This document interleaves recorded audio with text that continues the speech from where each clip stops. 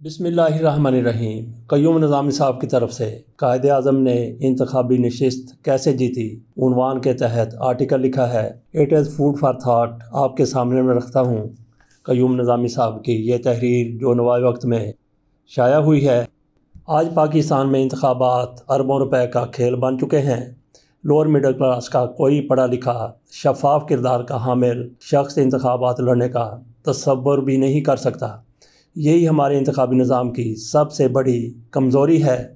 पाकिस्तान में सियासत तिजारत बन चुकी है। आम आदमी सिर्फ बैलेट पेपर पर ठप्पा लगाने वाली मोहर बनकर रह गया है। आप हैरान होंगे कि कायदे आज़म मोहम्मद अली जिन्नाह ने 1945 में बम्बई से मरकज़ी असम्बली का इंतखाब लड़ा। उन्होंने इंतखाबी हलका के वोटर्स को सादा पम्फलेट इरसाल कर दिया जिसमें तहरीर किया, माई डियर, मैं आइंदा इंतखाबात में बम्बई के शहरी मुस्लिम हलके से मरकज़ी दस्तूरसाज असम्बली की नशिस्त के लिए बतौर मुस्लिम लीगी उम्मीदवार खड़ा हो रहा हूँ। किसी को इन इंतखाबात की अहमियत से इनकार नहीं हो सकता। ऑल इंडिया मुस्लिम लीग ने जायज़ और आइनी दावा किया था कि ये जमात हिंदुस्तान के मुसलमानों की वाहिद बाइख्तियार नुमाइंदा जमात है।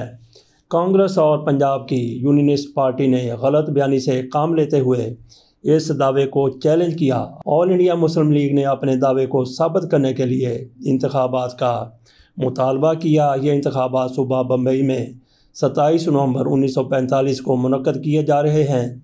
कायदे आज़म ने अपने पम्फलेट में ये भी लिखा, शुमाली डिवीज़न के मुस्लिम हलकों में मुस्लिम लीगी उम्मीदवार मुंतखब करार दिया जा चुका है, लेकिन बम्बई शहर के 2 मुस्लिम हलकों के लिए मिस्टर हुसैन भाई अब्दुल्ला लाल जी मुस्लिम लीगी उम्मीदवारों के मुकाबले में खड़े हुए हैं। मैंने पहले भी मरकज़ी असम्बली में मुंबई के मुसलमानों की नुमाइंदगी की है और अब फिर इंतखाबात लड़ने के लिए खड़ा हुआ हूँ। ये बात रोज़ रोशन की तरह वाज़ेह है कि मुस्लिम लीग ने मुसलमानान हिंद की ख्वाबीदा रूह को आसान तरीके से बेदार किया है। इनमें इस हद तक सियासी बेदारी और शऊर पैदा कर दिया है जिसकी नज़ीर नहीं मिलती। आज अल्लाह के फजल करम से हम इतने मजबूत और मुत्तहद हो गए हैं कि जब से हुकूमत बरतानिया ने अपने कदम इस सरज़मीन में जमाए हैं, हम में कभी इतनी यगानगत और यकजहती मौजूद ना थी। अगरचे कांग्रेस ने शिमला कॉन्फ्रेंस के मौके पर वायसराय की एग्जीक्यूटिव काउंसिल में 2 कांग्रेसी मुसलमानों की शिरकत के लिए शोर मचाया था, लेकिन अब उसने इंतखाबी मैदान छोड़ दिया है और फ़ैसला कर लिया है कि वो किसी भी मुस्लिम हलके के इंतखाब के लिए अपना उम्मीदवार खड़ा नहीं करेगी।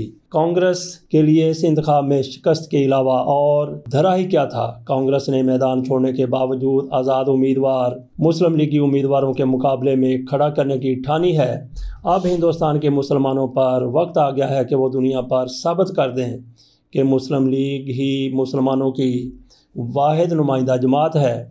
हर मुस्लिम लीगी वोट जो मुस्लिम लीगी उम्मीदवार की हमायत में डाला जाएगा मुसलमानों की अंदरूनी यकजहती और मजबूती का आईनादार होगा। इससे हिंदुस्तान के आइनी मसले के हल की झलक भी पैदा हो जाएगी। आज वाक़यात और हालात की रफ्तार बहुत तेज़ हो गई है। बरतानवी हुकूमत को आखिरकार अपने इक़्तिदार कुल्ली से हाथ धोना पड़ेगा, मगर वक्त का अहम सवाल यह है कि ये इख्तियार और इक़्तिदार हिंदुस्तान की किस जमात को सौंपा जाए। कांग्रेस तो मुतालबा कर चुकी है कि एक मरकज़ी हुकूमत ही कायम की जाए। याद रखना चाहिए कि इस तरह मरकज़ में हिंदू दायमी और मुस्तकिल अक्सरियत में रहेंगे, चुनांचे वो इस काबिल हो जाएंगे कि हिंदुस्तान के सियासी इक़्तिदार को हाथ में लेकर मुल्की सियासत को अपने मकासद और सियासी आज़ादी के लिए इस्तेमाल कर सकेंगे और कल हिंदुस्तान के अजारादार बन जाएंगे। कायदे आज़म मोहम्मद अली जिन्नाह क़य्यूम निज़ामी के इस आर्टिकल के मुताबिक अपने वोटर्स को मुखातब करते हुए मज़ीद कहते हैं, मुसलमान चूँकि दायमी अक़लियत में होंगे, इसलिए मरकज़ी हुकूमत के क़याम का मतलब सिर्फ़ ये होगा कि अंग्रेज़ों के राज की जगह हिंदू राज कायम हो जाए। कायदे आज़म ने आसानी से ये नशिस्त जीत ली। तो ये था कायदे आज़म का अपने वोटर्स के नाम पैगाम। उसके बाद इंतखाबात होते हैं। कायदे आज़म ने आसानी से ये नशिस्त जीत ली। 1945 और 46 के मरकज़ी असम्बली के इंतखाबात में मुस्लिम लीग ने साबित कर दिखाया कि वो हिंदुस्तान के मुसलमानों की واحد نمائندہ جماعت ہے۔ مسلم لیگ نے مدراس میں 29 میں سے 29، بمبئی میں 30 میں سے 30، بنگال میں 119 میں سے 113، یو پی میں 66 میں سے 55، پنجاب میں 86 میں سے 75، بہار 40 میں سے 34، سی پی میں 14 میں سے 13، سرحد 38 میں سے 17، آسام 34 میں سے 31، اڑیسہ 4 میں 4، سندھ 35 میں سے 28، کل 495 میں سے 440 نشستیں جیت لیں۔ قیوم نظامی صاحب نے یہاں پہ حوالہ دیا ہے اردو ڈائجسٹ کا۔ اردو ڈائجسٹ سے یہ اعداد و شمار لیے گئے ہیں۔ یہ اردو ڈائجسٹ کے 2023 اکتوبر کے شمارے میں اعداد و شمار دیے گئے تھے۔ 1945 اور 46 کے انتخابات پاکستان کے نام پر لڑے گئے۔ اس کے باوجود قائد اعظم نے سرمایہ کو سیاست کے لیے استعمال نہ کیا۔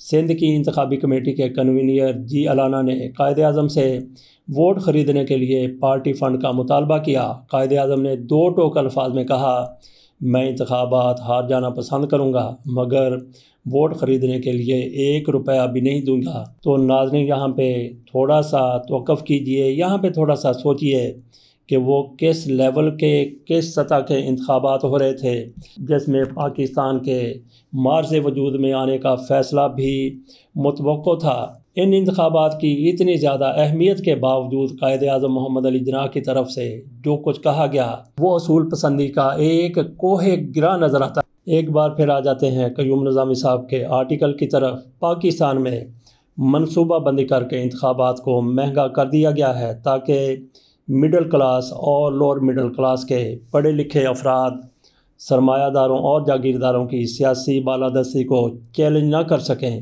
اگر انتخابات سینٹ اور خواتین کی خصوصی نشستوں کی طرح متناسب نمائندگی پر کروائے جائیں اور عوامی نمائندے میرٹ، اہلیت اور دیانت کی بنیاد پر منتخب کیے جائیں تو سیاست سے سرمایہ کے اثر و رسوخ کو ختم کیا جا سکتا ہے اور جمہوریت کو حقیقی معنوں میں عوامی اور نمائندہ بنایا جا سکتا ہے۔ اگر پاکستان میں انتخابات پرانے نظام کے تحت کروائے گئے تو نتیجہ وہی نکلے گا 2008، 2013 اور 2018 کے انتخابات کے بعد جو نکلا تھا۔ آپ کے سامنے قیوم نظامی صاحب کا تھاٹ پرووکنگ آرٹیکل رکھ دیا۔ قیوم نظامی صاحب نے جن کو سمجھانے کی کوشش کی ہے، دیکھتے ہیں کہ وہ ایک کان سے سن کر دوسرے سے نکال دیتے ہیں یا پھر دونوں کانوں کے درمیان میں موجود دماغ سے کام لیتے ہوئے اس سے کچھ رہنمائی حاصل کریں گے۔ اجازت دیجیے، اللہ حافظ۔